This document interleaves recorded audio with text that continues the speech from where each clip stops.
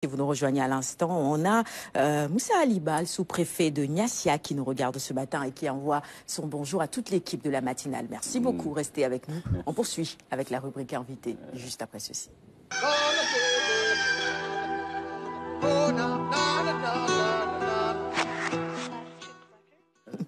Il faut croire que le bonjour est surtout destiné à notre invité, Arona Ba, n'est-ce pas?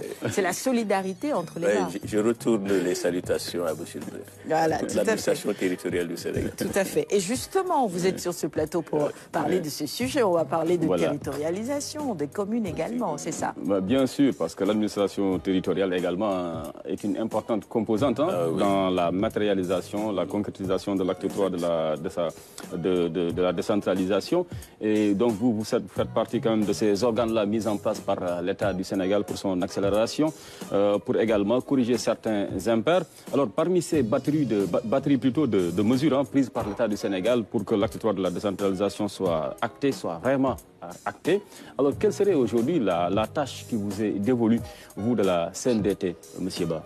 Bon, je pense qu'il faut apprécier la tâche à l'aune des missions qui sont confiées à la CNDT.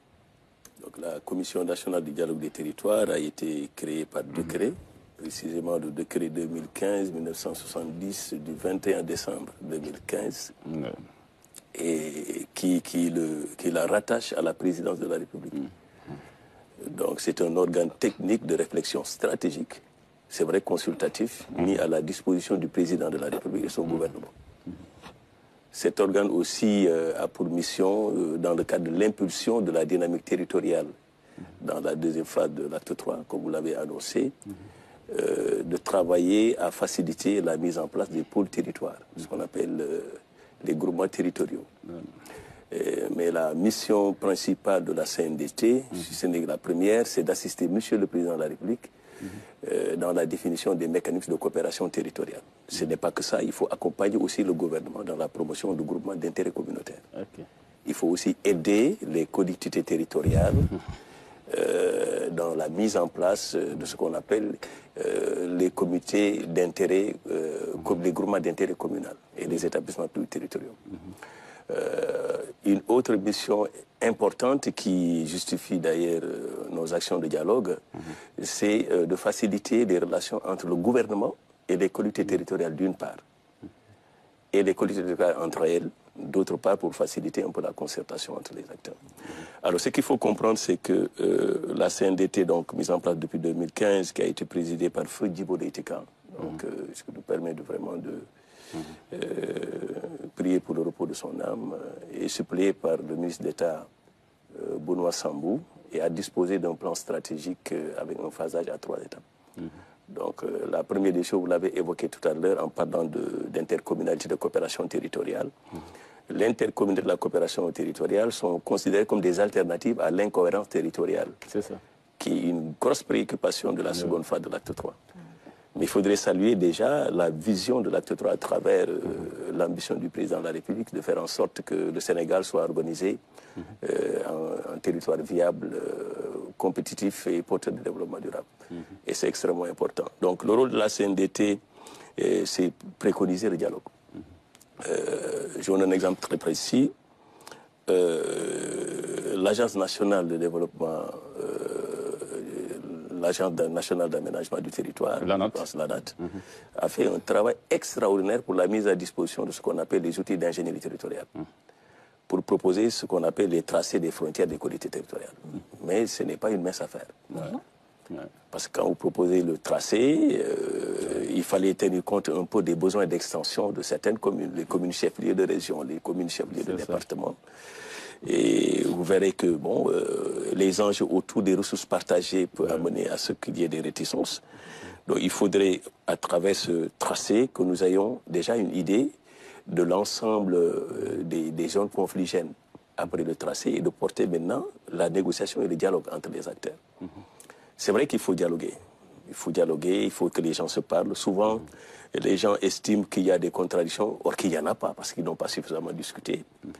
Mais quand vous leur offrez en perspective des projets d'intercommunalité, autour des ressources des terroirs pour les valoriser. Je pense que ça peut être une option qui peut permettre à ce que les collectivités locales acceptent d'aller vers la synergie. Donc voilà pourquoi nous avons estimé, compte tenu du fait qu'il y a beaucoup de secteurs, il y a beaucoup d'acteurs institutionnels de l'État qui sont soit dans la médiation, la prévention ou la résolution de conflits, la CNDT a estimé convoquer un atelier, donc c'est le prétexte, un atelier pour travailler à la promotion, n'est-ce pas, d'une approche territoriale de la prévention, de la médiation, de la résolution des conflits fonciers. Les conflits fonciers, c'est une recrudescence qui fait l'actualité. Donc c'est des sujets très brûlants. J'ai même envie de dire que c'est un tiroir plein de serpents. Quand tu ouvres, tu refermes aussitôt, mais il faut y faire face. Il faut y faire face avec beaucoup de responsabilités, faire attention avec la terre. Ailleurs, on a pu constater que c'est du feu, c'est du sang. Il faudrait que l'on passe et que ces démons-là se réalisent ici au Sénégal. D'autant que pour les collectivités locales, l'enjeu c'est quoi? C'est se servir du foncier donc, pour pouvoir organiser le développement endogène, sans que ça ne nuise, n'est-ce pas, aux populations qui sont concernées par l'exploitation et la valorisation de ces terres-là. Donc voilà pourquoi nous avons estimé que cet atelier devrait se tenir avec l'ensemble de toutes les catégories d'acteurs, pour d'abord identifier quelles sont les différentes méthodologies dont disposent des acteurs institutionnels de l'État pour aller soit dans la médiation, la prévention ou la résolution de conflits. En tout cas, la CNDT voudrait se positionner davantage sur la prévention. Il vaut mieux prévenir que guérir. Donc, il faut être dans la prévention, anticiper, et essayer de permettre aux collectivités locales d'envisager la possibilité d'aller en synergie et de prendre l'option de ce partenariat plus que l'option conflictuelle. Donc voilà pourquoi véritablement cet atelier est extrêmement important. Nous y allons avec des partenaires comme qu'on ne peut pas citer, la plateforme nationale des directives volontaires et de gestion foncière. Les directives volontaires, c'est à l'image des ODD. C'est des engagements auxquels le Sénégal a souscrit et cette plateforme travaille beaucoup sur les questions de gestion foncière. Et à cette occasion, il y aura une convention de partenariat qui sera signée avec la CNDT. Nous travaillons avec l'administration territoriale à travers la DAGAT. Ils ont une direction de l'action territoriale qui travaille à disposer ou à actualiser le répertoire des conflits fonciers au Sénégal. C'est intéressant de savoir également, au niveau du ministère de la Justice, comment sont traités les conflits. Surtout ça. Est-ce que les dossiers qui atterrissent au niveau des tribunaux d'instance ont fait l'objet de médiation, conciliation dans les maisons, ou est-ce que en amont et dans la chaîne de valeur, la CNDT et autres acteurs pourraient aider à faciliter la trouvaille de solutions négociées? Alors, comme le dit l'adage, généralement, un mauvais arrangement vaut mieux qu'un bon procès. Est-ce qu'aujourd'hui, les collectivités locales ont ce réflexe-là d'aller vers vous pour un arbitrage à l'amiable par rapport à un litige foncier sur une ligne de démarcation? Les exemples foisonnent. Hein? Vous avez parfaitement raison. Nous sommes presque une caisse de résonance. Les collectivités locales qui ont des problèmes viennent naturellement vers la CNDT. Je peux citer des expériences comme à Niaguis, à Ndiafat ou à Passy, où des expériences de médiation ont été conduites de manière concluante. Couronnées de succès. De manière concluante. Dans d'autres cas, la discussion continue, parce que les gens se braquent. Mais je pense que les études d'ingénierie territoriale dont nous disposons devront permettre de faciliter la discussion. Parce qu'il faut que la discussion se fasse autour d'objets matériels, autour d'instruments et surtout de perspectives de leur encourager à se mouvoir dans des projets de développement. Donc c'est comme vous dites, un mauvais arrangement, vous dites? Oui. Vaut mieux qu'un bon procès. Parce qu'une procédure judiciaire, ça peut tirer en longueur, traîner pendant des années, sans que le litige ne soit réglé. Ça peut briser aussi beaucoup de choses. Exactement. Dans l'arrangement, on est dans la conciliation plutôt. Voilà pourquoi dans la seconde phase de l'acte 3 de la décentralisation, c'est extrêmement important que le projet de correction des incohérences territoriales puisse arriver à terme.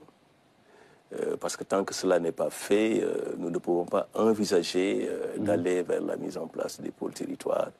Et je pense que depuis que la réforme a démarré en 2013, je pense qu'on aura suffisamment dialogué à terme pour pouvoir véritablement s'arrêter pour dire que bon, voilà, c'est bon, voilà les tracés auxquels nous parvenons, en espérant que ce sera un consensus général. Okay. Ça me permet justement de vous poser la question par rapport à la composition de cette commission nationale des dialogues du territoire. Quelles sont les compétences que l'on retrouve au niveau de cette structure? C'est une très bonne question. J'ai rappelé tout à l'heure quelles étaient les missions. Dans sa composition, la CNDT comprend des représentants de la présidence de la République, de l'Assemblée nationale, du Conseil économique, social et environnemental, de la primature, de certains ministères, comme le ministère de l'économie, du plan et de la coopération, le ministère de la justice, le ministère des collectivités territoriales, naturellement, et des représentants aussi de l'Association des maires du Sénégal et l'Association des départements du Sénégal. Donc, compte tenu de l'évolution institutionnelle, de l'architecture institutionnelle, donc le ministre d'État, président de la CNDT, M. Benoît Sambou, a proposé une modification du décret portant création et organisation de la CNDT pour que celle-ci puisse s'enrichir de nouveaux représentants à travers des institutions comme le Haut Conseil des collectivités territoriales. Parce que la CNDT est survenue en 2015, alors que la CCT a été créée plus tard.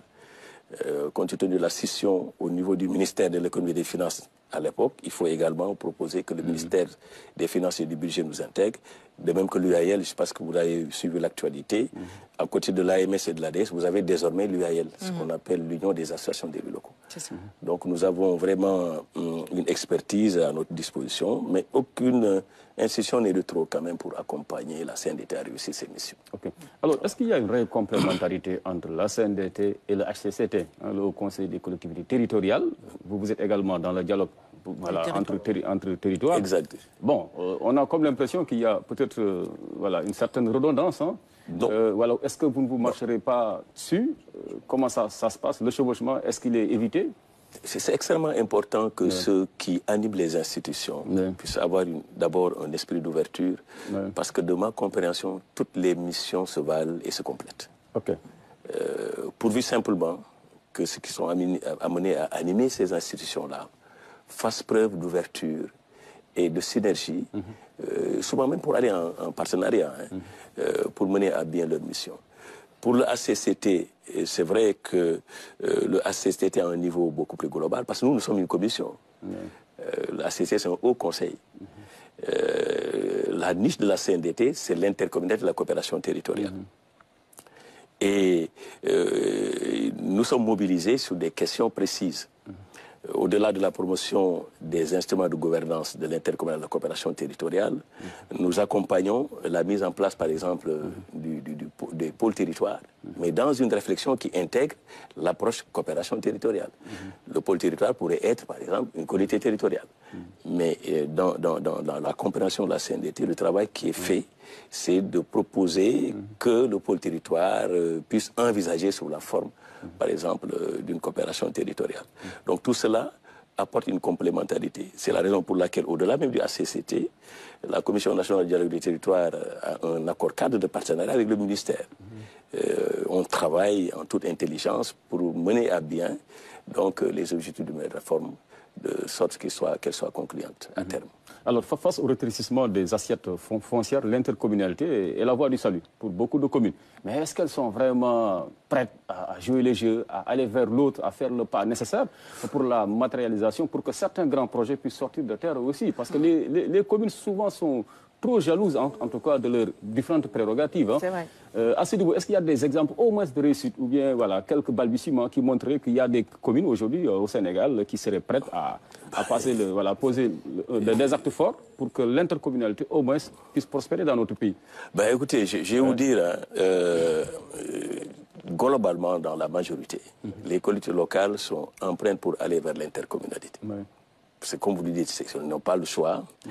Souvent, ils sont engagés sur des projets que prises individuellement, ils ne peuvent réaliser. Parce qu'ils n'ont pas d'assiette foncière, par exemple. Ils sont obligés donc de se mouvoir dans des formes de partenariat. Il n'y a pas que l'assiette foncière. C'est-à-dire que l'intercommunalité peut porter, par exemple, sur la santé, l'intercommunalité du projet de santé, sur l'éducation.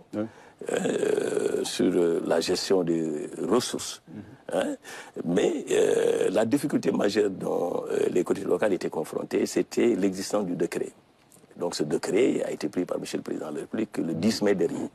Donc ça veut dire que donc, ça c'était un obstacle quand même assez important pour promouvoir et faciliter la mise en place des intercommunalités. Mais j'ai pu vous assurer qu'il y a énormément d'initiatives à travers des ententes de collectivités territoriales qui attestent de la bonne santé de l'intercommunalité, de la coopération territoriale au Sénégal. Parce que je peux m'appuyer sur l'exemple d'une commune comme Thiès. Hein. Thiès aujourd'hui prise en tenaille par de petites communes. Bon, toutes les communes sont d'égale dignité. Je n'ai rien contre ces communes-là. Mais vous allez, en fait, ce qui est paradoxal, moi je suis de Médina Fall, hein, juste derrière Médina Fall, vous avez une autre commune, hein, la commune de Fandène, donc du ministre, voilà, qui est membre, ancien, je pense, chef du cabinet du président de la République. Hein.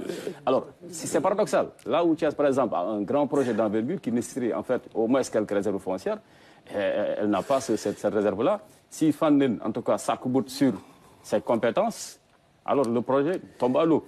Et à ce niveau, souvent, c'est difficile. Ça ne concerne pas que Thiès. Beaucoup de grandes communes aujourd'hui souffrent de cela parce qu'il y a la communalisation intégrale et qui fait qu'aujourd'hui, ils ont vu leur assiette foncière de façon drastique rétrécie. Alors comment faire également pour que cela puisse ne pas être un frein au développement de ces grandes communes aussi? Bah, écoute, je vais vous dire une chose. Des problèmes existent. Oui. La préoccupation de l'État du Sénégal, c'est précisément pour que les communes chefs-lieux de région, chefs-lieux de département, qui ont un problème d'extension de leur périmètre, puissent quand même trouver une satisfaction à travers les corrections des incohérences territoriales. Ça, c'est un. La seconde des choses, il ne faudrait pas oublier que le Sénégal vient de disposer quand même du PNADT. Donc, c'est le Plan national d'aménagement et développement du territorial. Et dans le schéma de structure, il est prévu ce qu'on appelle l'interterritoire. C'est-à-dire que jusqu'ici au Sénégal, il y a deux domaines de planification. C'est l'aménagement du territoire et la socio-économie. Aujourd'hui, de fait, il y a un troisième domaine, c'est l'interterritoire. Donc c'est le domaine pour lequel il y a un outil de planification dédié qu'on appelle le SCOT, le schéma de cohérence territoriale, et qui sera affecté aux métropoles. Le Sénégal, désormais, dispose de 18 métropoles, on n'en parle pas. Okay. C'est la métropole internationale de Dakar, c'est 7 métropoles régionales et des métropoles d'équilibre. Comprenez bien. Et donc les collectivités locales vont se mouvoir dans cette possibilité qu'offre la mise en place des métropoles avec des schémas de cohérence territoriale pour davantage encourager le développement et donc faciliter un peu des investissements accrus au sein de ces collectivités locales. Okay. Mais n'oubliez pas, les collectivités territoriales, c'est des démembrements de l'État. Ce n'est pas des structures à part. Ça, il faudrait qu'on le comprenne. Il ne faut pas qu'on donne l'impression que les collectivités locales sont en face de l'État. Non, c'est des démembrements de l'État. Bien sûr. Donc, et de ce point de vue, même si elles ont la latitude de disposer d'un outil de planification pour travailler sur le développement local, le développement doit être en phase avec la vision du développement au niveau national. Il n'y a pas de contradiction. Okay. Voilà, par rapport à l'intercommunalité, j'ai assisté à Diana Malari, à une rencontre entre communes. Cette rencontre concernait l'intercommunalité. Ça aussi avait réglé beaucoup de problèmes au niveau de ces zones-là. Mais aujourd'hui, pour déposer au niveau de la commission, qu'est-ce qu'il faut faire? Comment est-ce qu'il faudra passer? Passe déjà avec la commission, toute collectivité territoriale, au pluriel, hein, qui estime pouvoir aller en intercommunalité, en coopération territoriale, de pouvoir s'approcher de nous. Déjà, nous avons été très proactifs en travaillant à la mise à disposition d'outils, d'instruments vraiment de gouvernance de l'intercommunalité de coopération territoriale, en disant qu'il faut aller maintenant au-delà de la tradition de planification qu'on avait l'habitude de voir au Sénégal. C'est vrai, quand vous prenez un outil de planification, surtout dans la partie diagnostique, vous allez retrouver des situations de manque à travers des mots comme faiblesse, insuffisance, déficit. Mais nous avons estimé qu'il fallait être plus précis. Donc, de ce point de vue, nous sommes partis des indicateurs de politique publique pour tracer leur situation de référence et convoquer la norme de politique publique avec l'existence et les croiser pour avoir le gap. De sorte qu'autour de 3 modalités, d'abord équipement, infrastructure, capital humain pour ressources humaines et des paquets d'intervention, nous avons pu mettre à la disposition des collectivités locales qui se regroupent dans des intercommunalités, donc une forme de planification qui leur permette à coup sûr de quantifier leur contribution à l'atteinte, n'est-ce pas, des indicateurs de politique publique autour du national. Donc chaque collectivité locale est capable de dire, nous, voilà ce que nous avons pu faire pour accompagner le gouvernement, tel ministère à atteindre un certain nombre. Donc cela, on le met à la disposition des collectivités. C'était dans la préoccupation que la CNDT avait eue d'accompagner à la maîtrise de l'information territoriale. Et ça, c'est extrêmement important. Donc nos collectivités locales ne sont pas pauvres, c'est qu'elles n'ont pas les moyens de savoir quelles sont leurs ressources. Et dès que les ressources sont identifiées, comment il faut aller vers leur valorisation. Okay. Mais pour qu'elles puissent en tout cas tirer profit de ces ressources-là, il faudrait aussi qu'elles soient dotées de compétences en termes de ressources humaines de qualité. Et ça, on y reviendra dans la deuxième partie sur la fameuse fonction publique locale aussi. Hein, parce que durant la première partie, on est beaucoup plus revenu sur la question foncière, sur les litiges fonciers et tout cela, alors qu'il y a également d'autres enjeux pour les collectivités locales du Sénégal, notamment donc celui-là relatif, donc, disons, aux ressources humaines de qualité. Et il y a la fonction publique locale. On sait qu'il y a des communes qui traînent les pieds parce qu'elles disent qu'elles n'ont pas suffisamment de moyens pour faire face à ces nouvelles charges-là. Donc, quel serait l'avis donc de la CNDT? Est-ce que vous avez déjà pris votre bâton de pèlerin pour une médiation réussie? Donc, voilà la question sur laquelle nous reviendrons dans la deuxième partie. On est à 5 minutes de la fin de cette émission. On réinterroge notre invité. Bien sûr. On parlait de capital humain. Le capital humain, bon, et aujourd'hui, je pense que l'actualité par rapport à ce capital humain pour les collectivités territoriales, les collectivités locales, reste un peu la mise en pratique donc, de la fameuse fonction publique locale. Ça va générer encore d'autres dépenses pour les communes. Est-ce qu'il y a des tensions que vous êtes sur le point aujourd'hui de solutionner entre communes et fonctionnaires? Bon, vous y répondez rapidement, il y a une autre question pour vous. Je pense qu'à ce rythme, il va être un vrai expert de la décentralisation.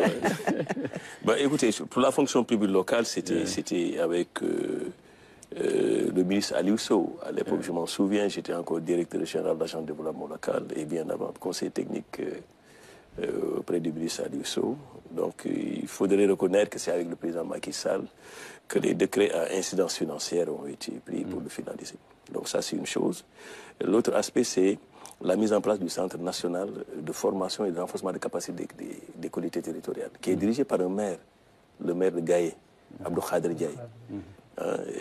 Et sur l'approche, quand même, je vous l'ai dit, nous avons noté qu'à chaque fois que les politiques sont arrivés dans des collectivités locales, de par le passé, quand même, il y avait des recrutements tout azimut. Ça, il ne faut pas le nier.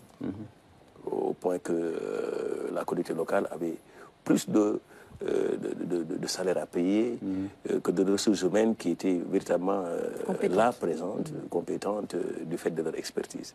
Et donc tout cela, l'État est en train de travailler sur son sujet difficile, mais il le fait avec beaucoup d'intelligence. Aujourd'hui, on a un organigramme type que le ministère a déjà pris en charge avec la DCT. Et il faudrait donc espérer, au fur et à mesure, que les choses se mettent en place pour permettre d'accompagner les collectivités à se doter de ressources humaines. Mais déjà, n'oubliez pas que l'administration territoriale, c'est le premier conseil des collectivités territoriales. Les services techniques déconcentrés peuvent également être mobilisés par les collectivités territoriales dans le cadre de l'exécution de leurs projets. Donc c'est simplement dire que c'est un tout global, un sujet très passionnant, mais quand même retenons que c'est un processus irréversible, prudent, mais qui de plus en plus engendre quand même un certain nombre de résultats pour les collectivités locales. Alors parlons rapidement du programme donc, de cet atelier, qui était le prétexte de votre venue sur ce plateau, donc devant porter sur la médiation, la résolution du conflit. Voilà. Je l'ai évoqué en propos liminaire. Donc c'est un atelier qui va regrouper l'ensemble des acteurs territoriaux, donc l'Assemblée nationale, le Conseil économique, social et environnemental, la CCT, les ministères. Et nos partenaires, je l'ai signifié tout à l'heure, la commission de la plateforme nationale des directives volontaires, dont le secrétariat est tenu par IPAR, qui est un think tank qui réfléchit beaucoup sur la gestion des fonciers. Et d'ailleurs, cet atelier devrait nous permettre, après avoir signé la convention de partenariat avec la plateforme, de préparer un grand forum sur le foncier au Sénégal. Et donc, nos partenaires nous ont chargé d'ailleurs de faire le plaidoyer pour sensibiliser le président de la République pour qu'il soit présent personnellement à cette occasion-là. Mais bon, nous allons voir comment est-ce qu'il faut s'y préparer pour que ce grand rendez-vous soit tenu. Très bien. Merci beaucoup, M. Aronoba. C'est moi. Il y avait une question de Samba Guissé, on n'aura pas le temps d'y répondre parce qu'on est à 30 secondes de la fin de cette émission. Il parlait du système d'information territorial que la CNDT avait élaboré sur une plateforme de collecte de données via le mobile. Qu'est-ce qu'il en est aujourd'hui? Il a raison. Donc, en 30 secondes, le système d'information territoriale est en train d'être parfait. Et nous allons le mobiliser dans le cadre des phases pilotes que nous allons engager avec des collectivités locales dans la correction des inconvéniences territoriales. Merci beaucoup. Vous avez réussi le challenge d'y répondre en quelques secondes. Merci Samba Guissé de nous avoir regardés aujourd'hui. Merci Toumani. Merci Sarah. Abdelaziz Ba. Merci Alioune. On se retrouve demain. À demain, Inch'Allah. Avec le même plaisir. Et puis pour nos téléspectateurs, Aronaba, on vous l'avait promis, non? Eh bien, le clip Poukaï, la découverte. Ah oui. C'est avec ça qu'on se quitte en souhaitant un excellent début de semaine à tous nos téléspectateurs. On vous retrouve demain à 6h30 pour un nouveau Quartier Libre. Au revoir.